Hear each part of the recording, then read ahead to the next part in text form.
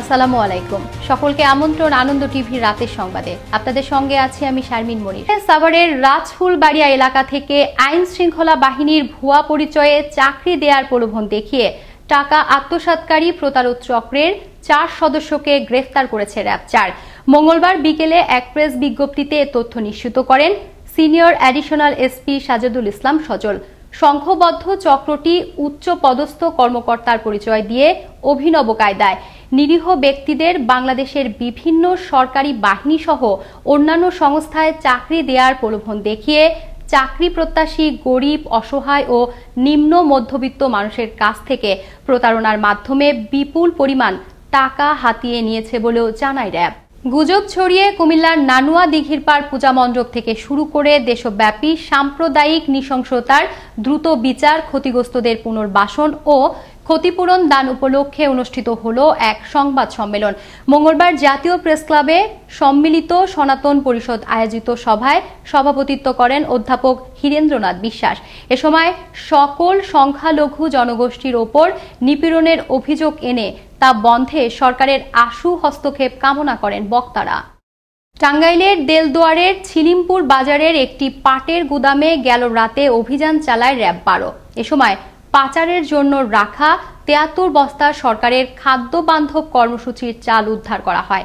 পাশাপাশি গ্রেপ্তার করা হয় 2 চোরাকারবারিকে। গ্রেপ্তারকৃতদের নামে দেলদুয়ার থানায় বিশেষ ক্ষমতা আইনে একটি মামলা দায়ের করা হয়েছে। অভিযানে নেতৃত্ব দেন র্যাব 12 সিপিসি 3-এর কোম্পানি কমান্ডার আব্দুল্লাহ আল মামুন। মঙ্গলবার ভোরে জামালপুর টাঙ্গাইল মহাসড়কের নারিকেলি এলাকায় ট্রাক চাপায় প্রাণ গেল সিএনজি অটোরিকশার 2 যাত্রীর। এতে আহত হন অপর 2 জন। পুলিশ জানায় 4 যাত্রী সহ জামালপুর থেকে একটি টাঙ্গাইলমুখ সিএনজি অটোরিকশাটি নারিকেলি এলাকায় এসে পৌঁছলে পেছন থেকে আসা ঢাকামুখ একটি ট্রাক সিএনজি অটোরিকশাটিকে চাপা দিলে ঘটনাস্থলে মিন্টু মিয়া ও আবুল কালাম আজাদ নামের 2 যাত্রীর মৃত্যু হয়। আপনারা দেখছেন আনন্দ টিভি। আরো একবার স্বাগত রাতের সংবাদে। সঙ্গে আছি শারমিন মনির। গ্যাসের অবৈধ সংযোগ বন্ধে গাজীপুরের কোনাবাড়িতে অভিযান পরিচালনা করল Titas gas transmission and distribution company লিমিটেডের চন্দ্রাচন।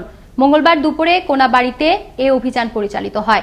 অভিযানে অবৈধভাবে তিতাস গ্যাস ব্যবহার করায় 3টি বাড়ির 2 শতাধিক সংযোগ বিচ্ছিন্নের পাশাপাশি 90,000 টাকা জরিমানা আদায় করা হয়। অভিযান পরিচালনা করেন গাজীপুর জেলা প্রশাসকের সহকারী কমিশনার ও নির্বাহী ম্যাজিস্ট্রেট মনীষ আহমেদ।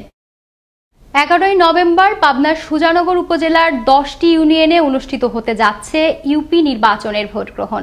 প্রার্থীরা ঘুরছেন ভোটারদের দ্বারে দ্বারে, দিচ্ছেন উন্নয়নের নানান প্রতিশ্রুতি। নির্বাচনকে ঘিরে সুজানগর জুড়ে বিরাজ করছে উৎসবের আমেজ। পাবনা থেকে সেলিম মোর্শেদ রানার প্রতিবেদন আরা জানাচ্ছেন শরীয়তুল্লাহ।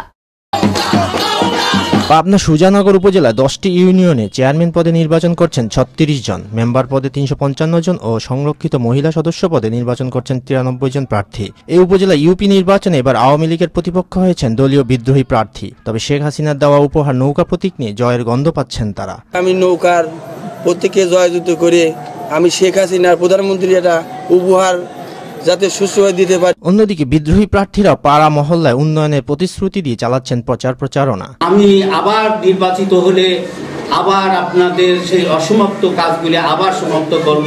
আর ভোটাররাও বলছেন তারা তাদের পছন্দের প্রার্থীকেই ভোট দেবেন।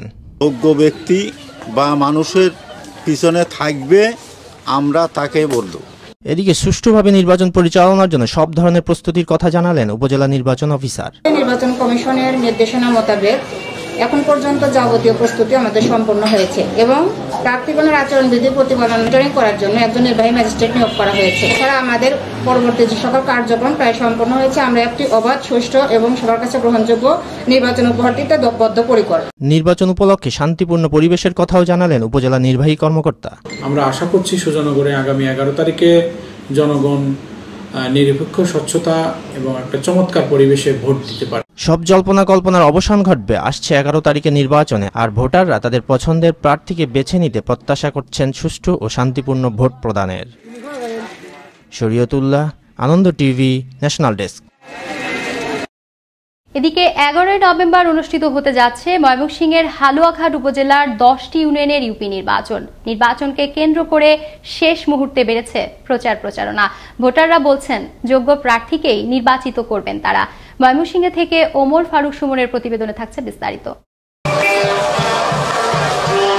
আসছে 11 নভেম্বর অনুষ্ঠিতব্য দ্বিতীয় ধাপে হালুয়াঘাট উপজেলার 10টি ইউনিয়নের নির্বাচনে চেয়ারম্যান ও সদস্য পদে 528 জন প্রার্থী প্রতিদ্বন্দ্বিতা করছেন। এবারের নির্বাচনে মোট ভোটার সংখ্যা 1,98,511 জন, পুরুষ ভোটার 1,01,021 জন আর নারী ভোটার 98,390 জন। মোট ভোট কেন্দ্রের সংখ্যা 94টি। উপজেলা নির্বাচন অফিসের প্রাপ্ত সূত্রে জানা যায় চেয়ারম্যান পদে প্রতিদ্বন্দ্বিতা করছেন 52 জন। এদিকে শেষ মুহূর্তে চলছে জোর প্রস্তুতি, ভোটারদের দিচ্ছেন উন্নয়নের নানান প্রতিশ্রুতি।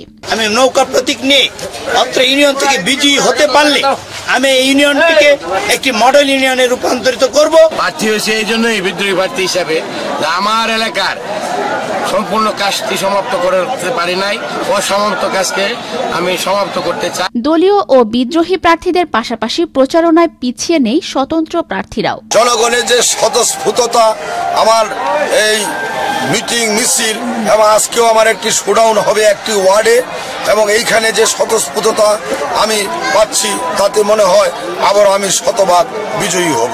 কোনো বাহুবল এখানে ব্যবহার না হয়, আমার মনে হয় যে আমি এই পরিমাণ ভোটে জয়যুক্ত হবে যেটা শুধু হালুয়াঘাট উপজেলায় নয়, এটা পুরো ময়মনসিংহে একটা ইতিহাস হয়ে যাবে।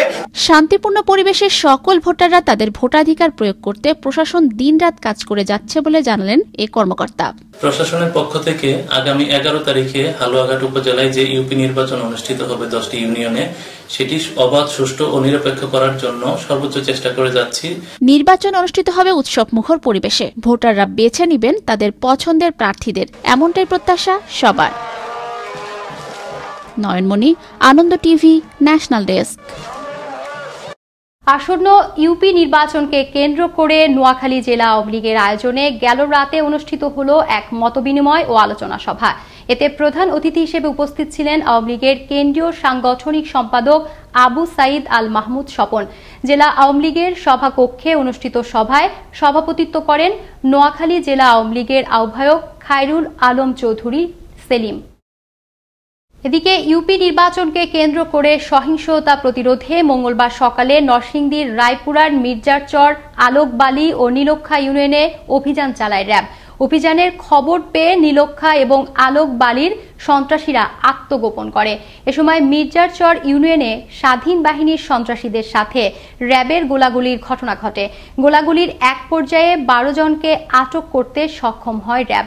এ সময় তাদের কাছ থেকে উদ্ধার করা হয় নগদ 8,880 টাকা, মোবাইল ফোন, শটগান, গুলি, বেশ কয়েকটি রামদা ও লোহার তৈরি দেশীয় অস্ত্র।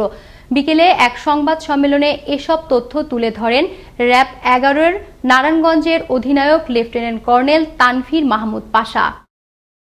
মঙ্গলবার দুপুরে সিরাজগঞ্জের শাহজাদপুরের জামিরতা গ্রাম থেকে ট্রাক নিয়ে অর্ধশত শ্রমিক ধান কাটার জন্য রাজশাহীর উদ্দেশ্যে রওনা হয়। প্রতিমধ্যে পারজামিরতা নামক এলাকায় পৌঁছলে ট্রাকের নিয়ন্ত্রণ হারালে ট্রাকটি উল্টে খাদে পড়ে যায়। এতে আহত হন 17 শ্রমিক। মুমূর্ষু অবস্থায় দুজনকে উপজেলার স্বাস্থ্য কমপ্লেক্সে নেওয়া হলে কর্তব্যরত চিকিৎসক তাদের মৃত ঘোষণা করেন। পরে খবর পেয়ে শাহজাদপুর ফায়ার সার্ভিস ঘটনাস্থলে পৌঁছে উল্টে যাওয়া ট্রাকটি উদ্ধার করে। দর্শক, এখনকার মতো এই ছিল আনন্দ টিভির রাতের সংবাদে। আনন্দ টিভির সর্বশেষ সংবাদ এবং বিনোদন সবার আগে দেখতে ভিজিট করুন www.facebook.com/anondotvbd পেজে। ধন্যবাদ সকলকে, শুভরাত্রি।